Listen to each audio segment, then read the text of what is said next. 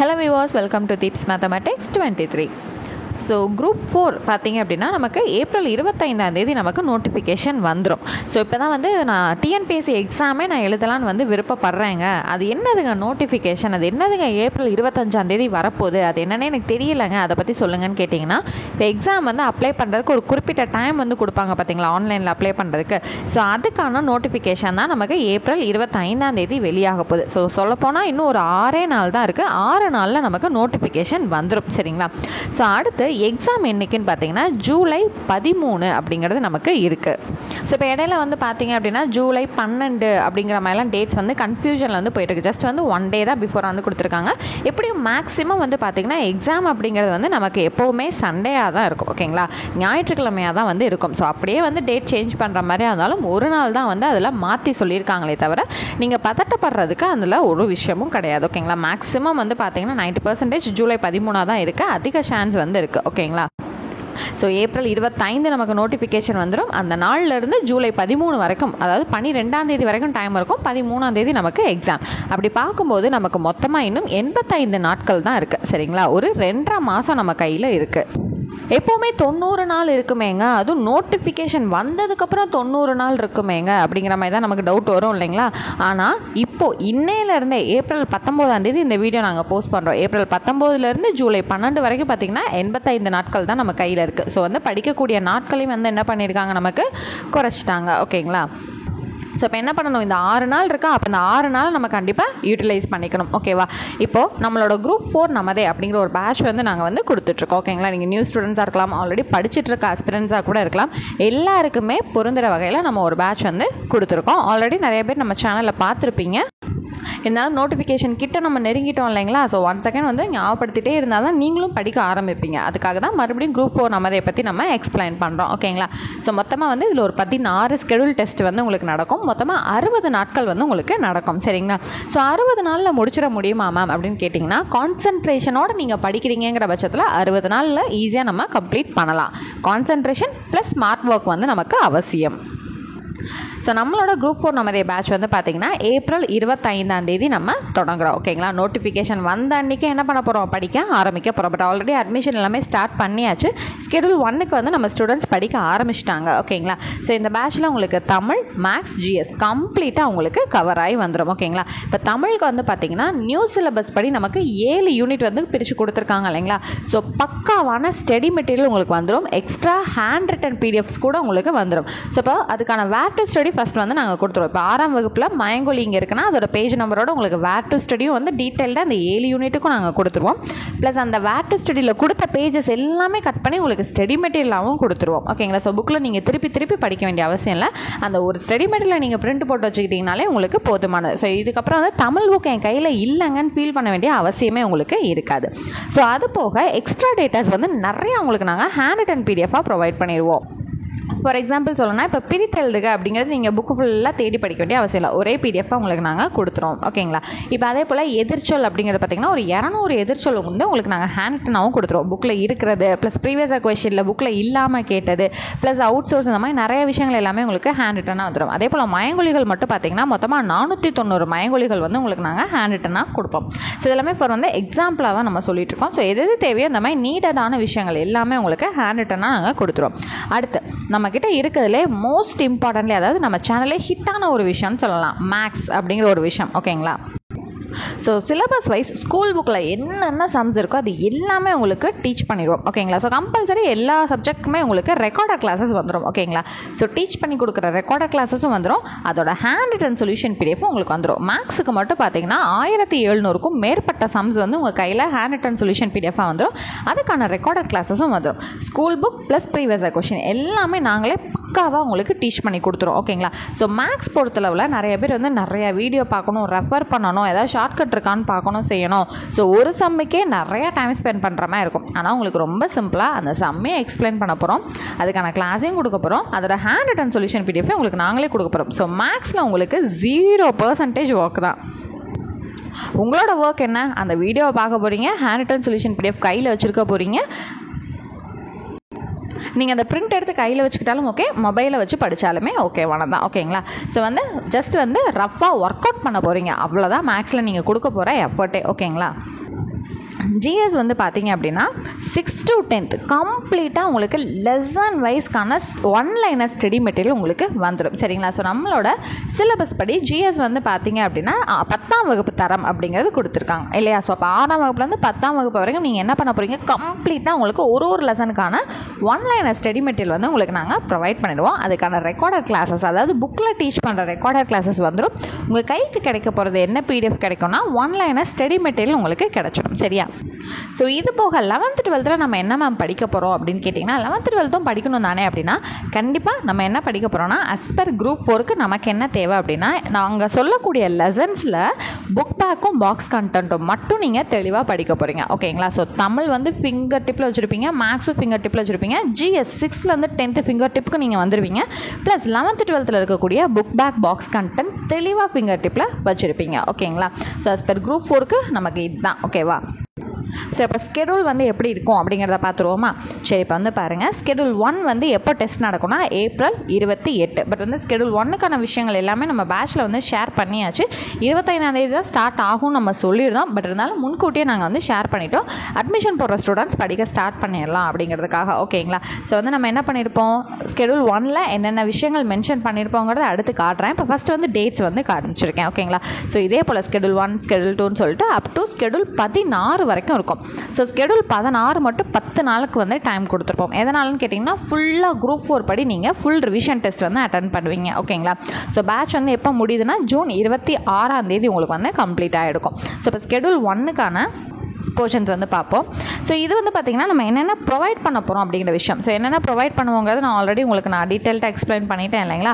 So extra ஒரு விஷயம் மட்டும் என்னென்னு பார்த்தீங்கன்னா, 6th 12th வரைக்கும் இருக்கக்கூடிய சோசியலுக்கான பாக்ஸ் கண்டென்ட்டும் நாங்கள் கொடுத்துருவோம், சயின்ஸுக்கான பாக்ஸ் கண்டென்ட்டும் கொடுத்துருவோம். ஸோ 7 பாடங்களுக்கான ஒன்லைனர் ஸ்டடி மெட்டீரியலும் நம்ம கொடுத்துருவோம். ஸோ ஜிஎஸ் பொறுத்தளவில் தமிழ் லாங்குவேஜ் மட்டும்தாங்க நாங்கள் வந்து ப்ரொவைட் பண்ணிகிட்ருக்கோம்.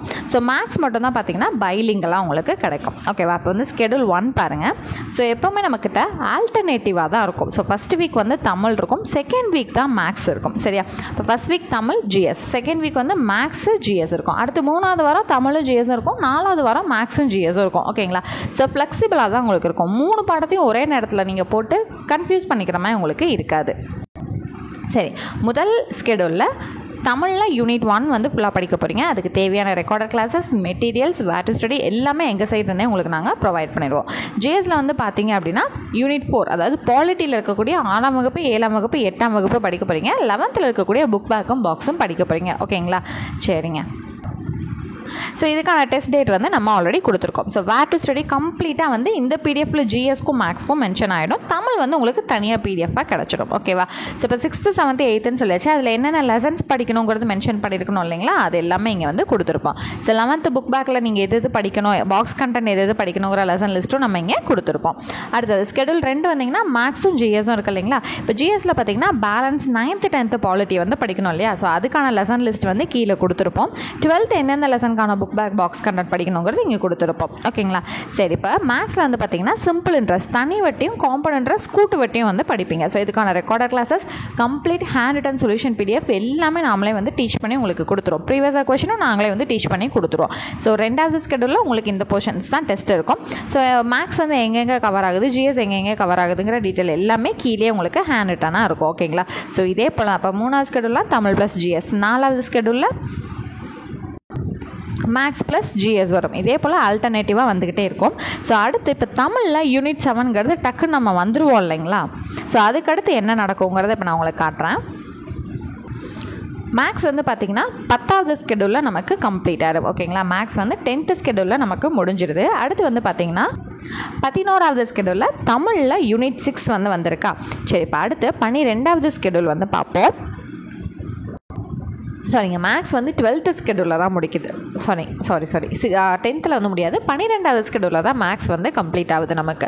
ஸோ அடுத்து வந்து பார்த்திங்கன்னா 13வது ஸ்கெடியூலில் வெறும் ஜிஎஸ் வந்துட்டு தான் உங்களுக்கு டெஸ்ட் வந்து இருக்கும். சரியா? ஸோ இப்போ தமிழ் படிக்க வேண்டிய அவசியம் இருக்காதானா? தமிழ் வந்து படிப்பீங்க, ஆனால் யூனிட் 7 வந்து கொஞ்சம் பெருசாக இருக்கும் இல்லைங்களா?